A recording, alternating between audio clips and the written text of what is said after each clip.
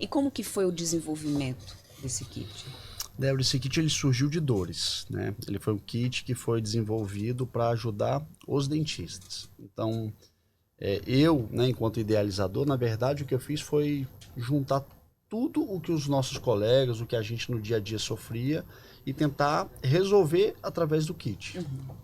Só que para isso, né, a gente vê hoje o kit pronto, a gente fala, é fácil não, existe uma barreira de entrada também na indústria.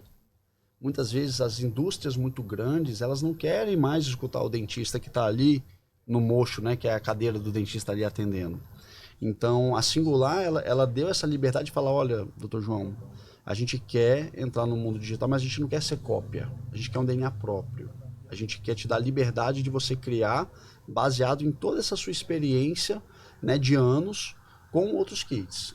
Então eles cederam para mim um departamento de engenharia fantástico, eram quase 10 engenheiros, né? Eu passei quase um ano dentro da indústria, podendo, né? E isso foi uma experiência muito bacana, porque eu pude vivenciar e falar assim, poxa, é bom, funciona.